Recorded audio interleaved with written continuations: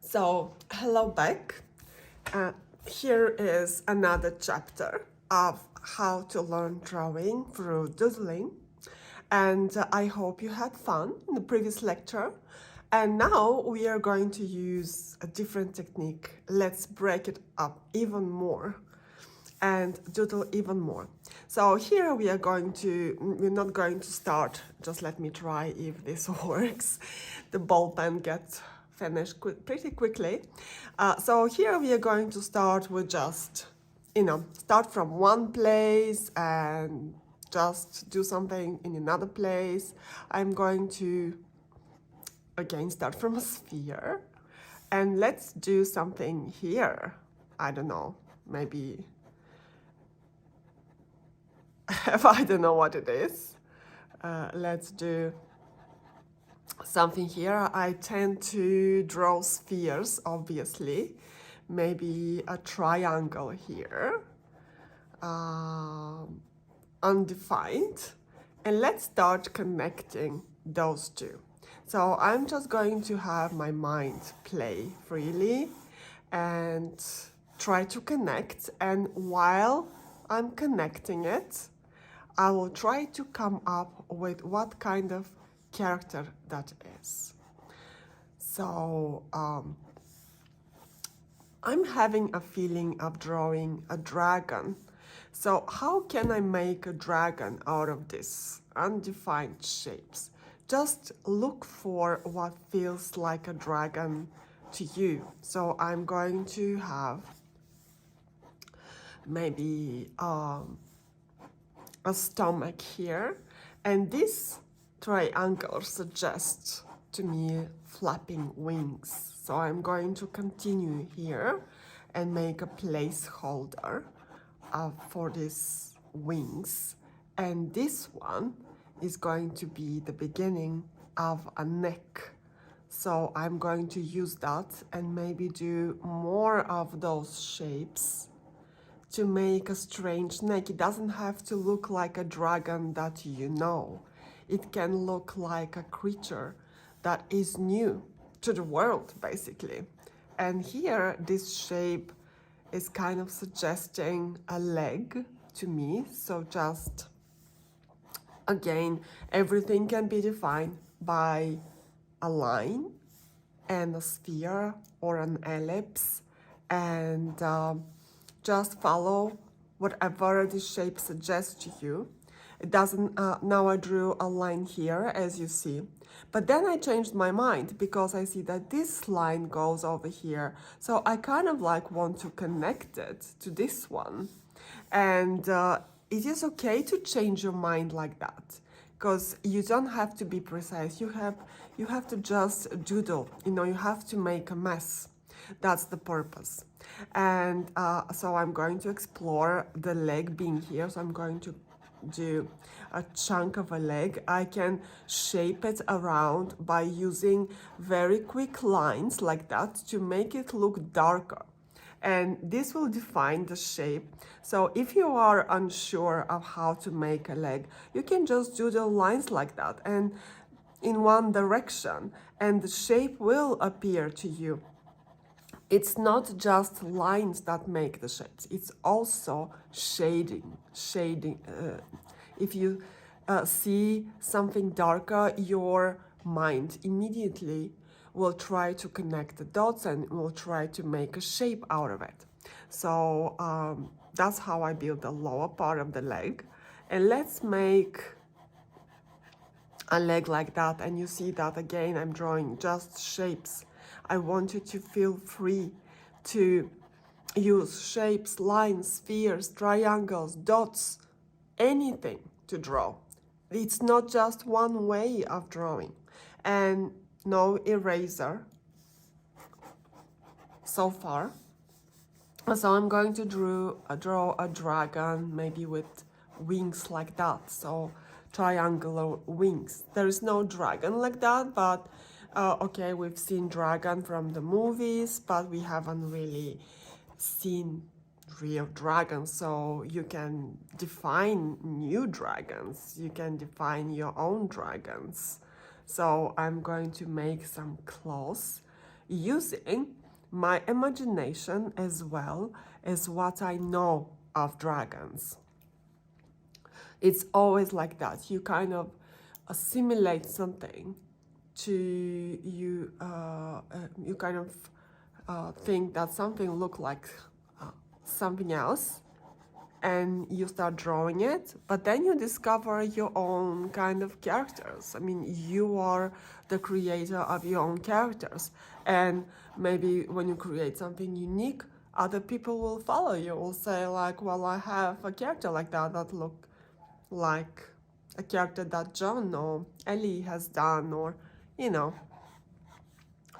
you are the creator of the worlds, as other people before us have been designing and drawing dragons and all kinds of things, and they have inspired us now to do those kind of dragons here.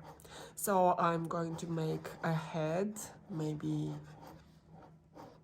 just draw a shape. I don't know yet how the head will look like. And I'm going to create a jaw from this egg shape, and I'm going to draw an eye from here and make an eyebrow on top of it. You see that I'm just making a placeholders, shading here, triangular here. I came up with this shape here and this shape here, another sphere here, and now from this I'm finding a placeholder for an eye and just draw the eye here, and here it looks like a nose to me, so I'm going to draw the nose, and here I'm going to draw the mouth of the dragon like that, and connect the head with these spheres over here. Obviously now these spheres have become my guiding line to the neck, so I'm going to use that. And here you can add patterns. Patterns and graphic elements are what gives our character more life, more texture. Like in the previous lesson, we drew patterns on the carrots, we drew some dots for the whiskers, you know, things like that just give the extra experience for people that would look at our character. And now, in the age of artificial intelligence, you want to know, well, you can learn drawing, but maybe a lot of people can create dragons from artificial intelligence. Well, my opinion on that is that it is all creation, really. And just because there are so many artists out there, it hasn't stopped you to draw. So people say everything is created. Well, there is still space for more creation. Every creation is unique in its own. So don't be afraid of artificial intelligence taking over. I, as a creator, I'm actually excited about that. It is a controversial subject so far, and I still draw, I still do. My animated movies and my new TV show now coming out and still animating. And I find everything that happens as an inspiration. So here I want to guide you through this process, finding the other leg. You see that I'm just shading it, pretending that these lines form a kind of a volumetric surface, like there is a volume on this shape, like here as well. You see, I doodle it on purpose for you to see that there is no fear in doodling. You can never mess your drawing. That's what I want to show you, that you can just make it better with every doodle. And here I pretend that it's a volume on this subject and follow the doodles to the leg and make another leg. And now I'm just going to make 3 claws, like here, like that. and it already looks like a leg of a dragon, and it has some kind of a perspective, because we see that this leg finishes on other side of the body here. So I imagine that, where would that leg be? So here come the use of knowledge. Feeling is very important. You are going to learn to feel where everything is. That's with practice. That's why I encourage you to doodle, to do more, because what you're training here is not making the perfect drawing per se.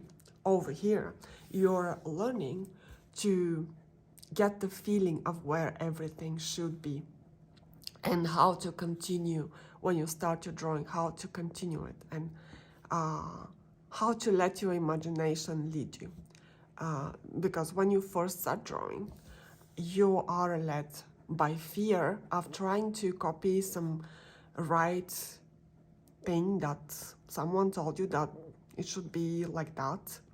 I mean, yeah, there is rules of drawing, there is perspective that we can't avoid, there is symmetry, you know, and how things are in perspective, in space that we see. So we'll have to give the illusion of something being for real. But the thing with doodling and cartooning as well is that you are more free to do mistakes here, because cartooning is breaking all the perspective rules, and you can design, you can try to you can decide to do a style that is more flat looking, that doesn't have perspective. You can break the rules of anatomy, you can make humans, for example, or animals, have bigger heads, smaller heads, bigger body, smaller body. You are more free to do that here. So now I'm going to draw the other wing, that thinking that when you flap, when someone flaps its wings, a dragon, one wing is here and the other wing cannot be there. It flaps wings simultaneously. So that leads me to believe that another wing will be almost on the same side, but on the other side of the body. So what we do, we shade it darker. We kind of mimic this shape here, but shade it so it appears that it's on the other part of the body. And we make it shorter, because the perspective makes it shorter for the point of view that we are looking at. So if you're looking for this side, it makes it short, like that. And now we have a dragon. So we are going to add more elements to that. You can add snake skin that I'm doing now. It's a pattern that makes it look more like a dragon. And you can add more patterns if you want, you know, you can add some hair or maybe something flowing in the air. Everything again is described by a line, and that's why doodling can be important, because you can just make free lines like that. You don't have to make it like that really nicely from the first time. It gets frustrating really if you do that, because you're trying to do something that real artists, they don't do that, and you see these beautiful images, these beautiful drawings, and think these people have done it from the get-go. They are just talented. The only thing they did is like draw a nice line and it's done, you know. But that's not how they do it. They do a lot of messy drawing like we do now, and when you get used to it, when you just relax and see it as fun, well, you will be able to do much more advanced drawing. So let's evolve this more in the next video.